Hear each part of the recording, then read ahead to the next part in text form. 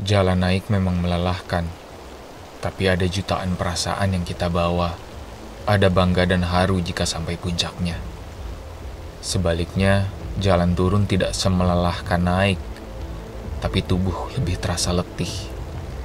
Kita seolah diminta melucuti semua ego dan kebanggaan, kembali pada titik yang lebih rendah dan menjadi manusia biasa.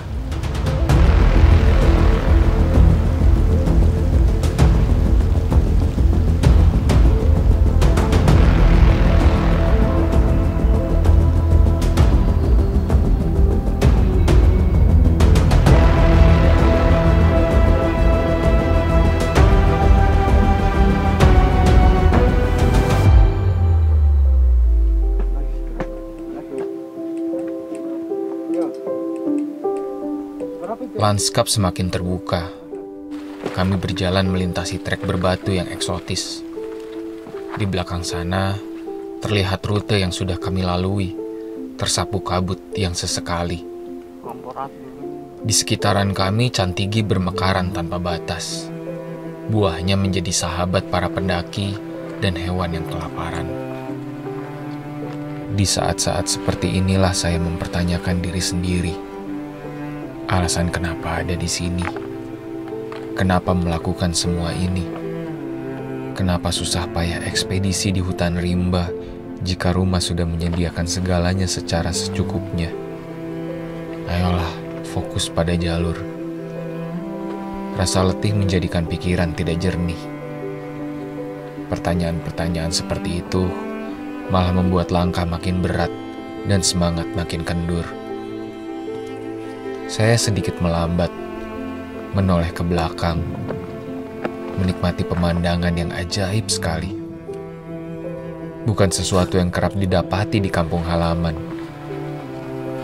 Halimun membelai punggung gunung, membuat rautnya yang setengah tertutup jadi misterius. Jiwa menjadi lebih tenang. Saya menyadari, dipikirkan seperti apapun, tidak pernah ada alasan yang sesuai perihal kenapa kita melakukan hal-hal yang kita suka, termasuk menyiksa kaki demi menyembuhkan hati.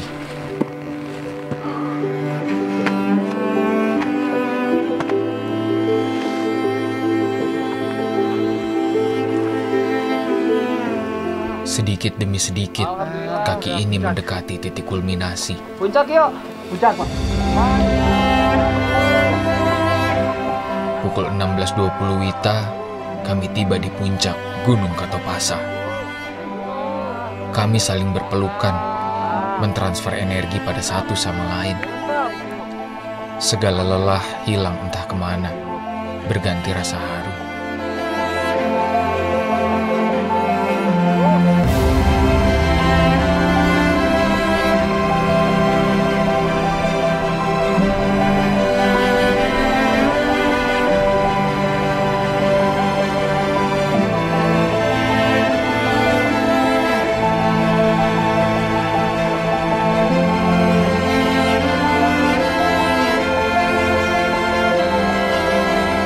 Ketinggian di GPS menunjukkan 2.865 mdpl. Namun angka-angka itu sudah tidak lagi penting ketika kita merayakan keberhasilan. Sementara kakak dari Katopasa, Gunung Kondoruang yang ketinggiannya hanya beda beberapa meter, melambai dari kejauhan. Seakan menggoda kami agar turut mendaki puncaknya. Mungkin kelak Kondoruang, mungkin kelak. Saat ini biarkan kami menikmati kebahagiaan. Setelah euforia, saya menyadari bahwa tanah di sini pun digali. Galian, Pak. Oh galian? Iya, galian. Buatan manusia? Iya, manusia yang gali. Oh. Kan dulu Berapa orang di sini tuh? ada apa? Tugu triangulasi di sini. Berapa orang yang gali? Luas banget ya? Kurang tahu berapa orang juga yang gali ini. Tapi ada masyarakat lokal juga yang gali. Dari emas? Iya, katanya ada emas di sini. Di bawah tugu itu ada emas. Oh mereka menganggap ada emas, makanya triangulasi itu digali. Iya, digali. Konon karena kepercayaan kebanyakan orang sekitar yang menganggap bahwa tugu-tugu di puncak gunung yang jalurnya dibuka di zaman Belanda dulu menyimpan harta karun. Muter kayak itu. Ini batik gitu ya. Tikus gunung ini, tikus hutan dan DP bulu tebal 2 lapis. Angin menyapu tubuh, Nggak jadi itu sampai menjadikan sebulan. keringat yang tersisa di baju serupa air es. Kami tidak boleh tinggal lebih lama, atau hipotermia risikonya. Satu persatu dari rombongan melangkah turun, melewati rangkaian jalur yang ketika menuju puncak saja terasa menyebalkan, apalagi ketika menuju kemah. Saya tidak ingat jalan naik sebanyak ini. Oh iya benar, saat menuju puncak justru banyak jalan turun. Astaga, naik turun gunung sama beratnya.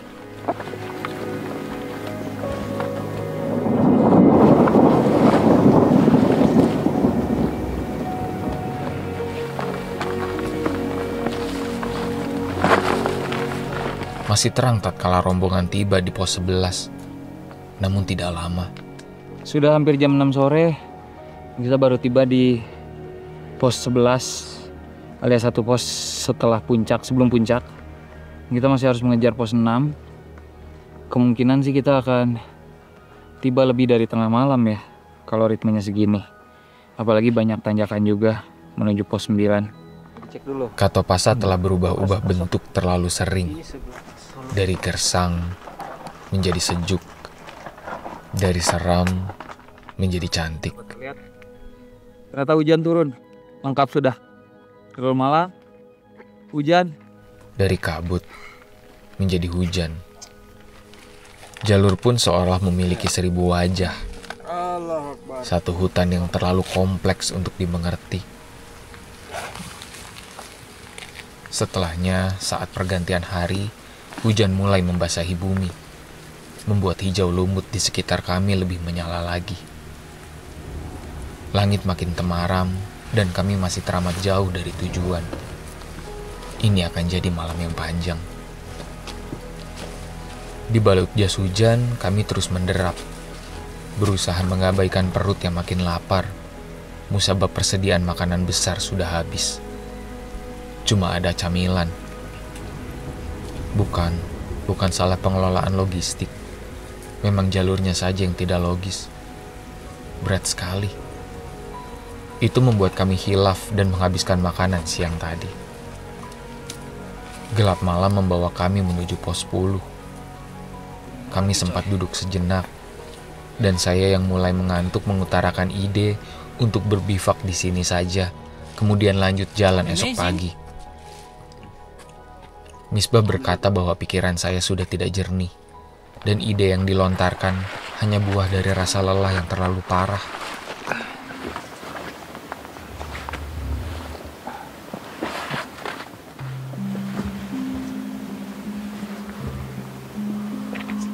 Fokus, jangan sampai kena mental. Mental yang lemah akan membuat kita berhenti berjuang, sekuat apapun fisik. Sebaliknya, fisik yang lemah, jika dibarengi mental yang kuat, akan membuat kita tetap berjuang. Perlahan kami bangkit dan kembali menyusuri hutan lumut. Keterbatasan pandangan dan jalur yang terus naik membuat saya muak. Napas mulai tidak teratur. Sudah 12 jam kami berjalan. 12 jam, ini berlebihan. Batin saya menggumam. Kami tiba di pos 9, tempat yang sangat nyaman untuk merebah lelah. Sudah 8:30 malam saat kami tiba. Kawan-kawan membuka camilan terakhir. Tatkala menawarkan saya, karena merasa mual, saya menolak tawaran mereka dan memilih untuk memejamkan mata. Saya pun tertidur. Enak sekali. Sangat-sangat nyenyak. Aziz yang juga ketiduran terbangun setengah jam kemudian, disusul oleh saya. Dengan kepala pusing, kami lanjut berjalan. Dari pos 9 tidak butuh waktu lama untuk turun ke pos 8. Tapi di pos 8, rasa mual yang sedari tadi mendera akhirnya membuat saya memuntahkan isi perut. Namun karena sudah lama sedari terakhir makan besar, saya cuma muntah air. Muntah pak. Mual ya? Mual. Tar dulu ya. 5 menit sebentar. Oke. Terbayangkan rasa tidak enaknya. Saya pun meminum air untuk meredakan mual, malah kembali muntah.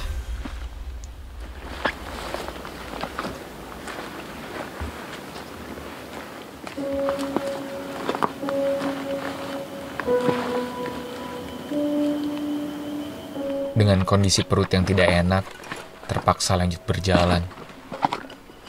Setiap beberapa puluh meter, Muntah muntah. lagi tadi. Keluar semua. Kayaknya penyebabnya kopi yang terakhir tadi, Miss.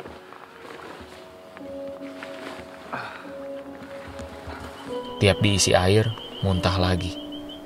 Begitu terus sampai perut saya benar-benar terkuras, kosong. Sekarang minum air juga tidak berani.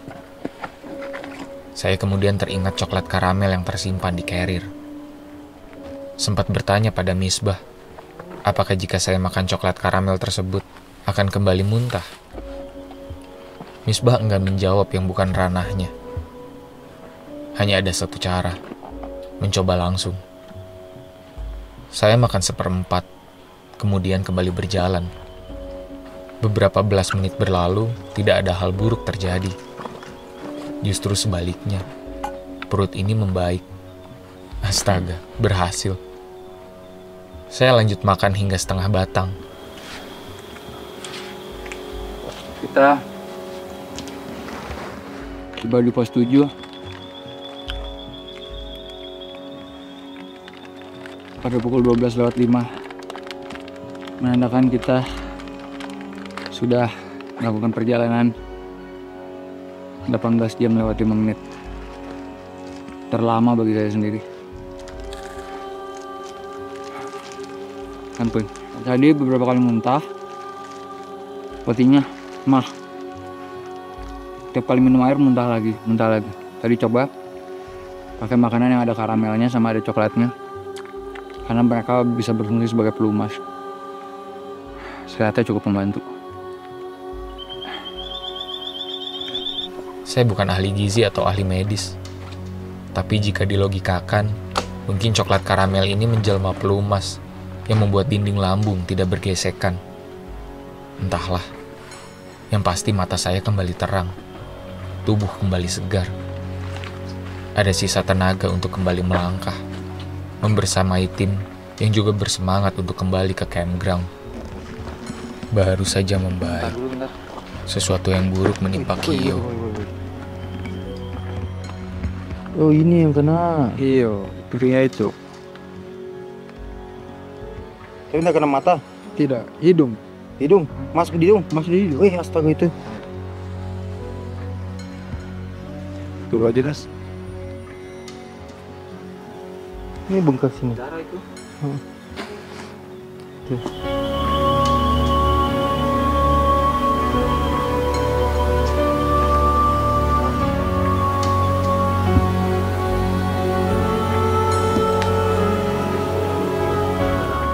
Kami terus menyusuri malam. Kadang-kadang pikiran sudah tidak di sini.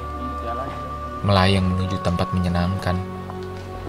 Membayangkan sedang apa anak saya. Apakah ada firasat tidak enak mendera dirinya untuk tahu bahwa sang ayah sedang kelelahan di dalam hutan belantara? Semoga tidak. Semoga dia sedang bermain dan tertawa. Sama seperti kami yang tertawa ketika akhirnya melihat tenda-tenda berjajar rapi. Alhamdulillah, kami tiba juga di pos 6. Pos 6 tempat ngecamp. Aduh, total perjalanan sekitar 19 jam. Jam di tangan menunjukkan pukul 1:30 pagi. Muntah lagi. Itu berarti kami sudah 19 jam berjalan. Gila. 19 jam sudah melebihi batas manusiawi. Itu lihat. Sementara kami berganti pakaian, Ikar dan Iwan yang sebelumnya berjalan lebih dulu sudah sibuk memasak. Aromanya lezat sekali. Dia dengan bawa beban. Tidak sabar diri ini ingin menyantap apapun yang mereka sajikan. 24 jam. Namun izinkan saya berbaring sejenak. Sebentar saja mengistirahatkan lelah, memejamkan mata. Semua menghilang, berubah menjadi mimpi panjang. Tanpa sempat makan, saya ketiduran. Sudah hampir jam 10 pagi saat saya terbangun. Perut melilit, lapar sekali. Ternyata Misbah bernasib sama. Dia juga ketiduran tatkala menunggu makanan. Saya bertanya pada tim yang masih setengah sadar, di mana gerangan sisa makanan. Ternyata masih ada. Saya dan Misbah makan seperti orang kesetanan, lahap dan kalap. Jarak ke desa masih sangat jauh, dan ini hari terakhir kami. Perjalanan pergi yang membutuhkan waktu 2 hari mesti dipangkas jadi sehari. Dan kami memulai dengan terlambat. Pukul 12.30 Wita baru mulai bergerak. Walau berat, namun langkah kami riang sekali. Ada bisikan dalam hati yang berkata bahwa yang terberat sudah lewat. Syahdan bukan berarti perjalanan turun jadi singkat. Justru tetap lama dan penuh rintangan.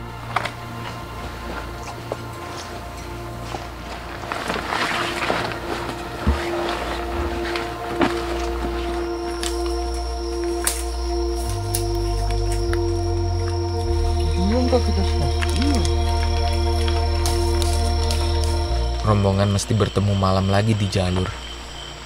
Padahal sudah berusaha sengebut yang kami bisa.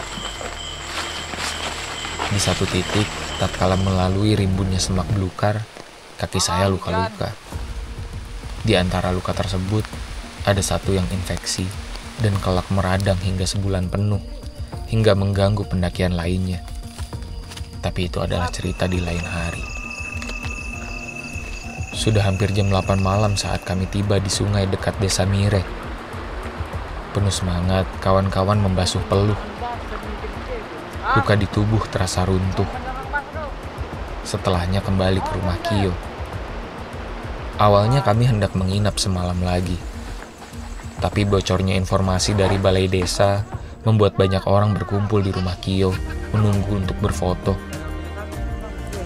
Saya tidak ada masalah. Tapi kasihan anggota yang lain. Sudah pasti kurang nyaman untuk tahu bahwa hutan yang sunyi berganti jadi riuh manusia. Selepas mandi dan makan kami packing, berfoto sejenak, kemudian pergi malam ini. Walau tubuh terasa letih sekali. Katopasa mengajarkan saya untuk kembali menunduk. Benar-benar menunduk secara harfiah untuk mengeluarkan isi perut. Di sisi lain, saya jadi menyadari bahwa saya tidak setangguh itu dan punya batasan sebagai manusia. Sekuat apapun berusaha, kalau memang sudah batasnya, jangan dipaksakan. Istirahat dulu sejenak, pikirkan jalan keluar, baru kembali berjuang. Toh diam bukan berarti menyerah. Jangan pernah mengambil tindakan ketika marah, lelah, atau gundah. Karena ujungnya akan membuat yang salah makin salah. Salam literasi, salam lestari, tim atap negeri menyusuri jalur sunyi.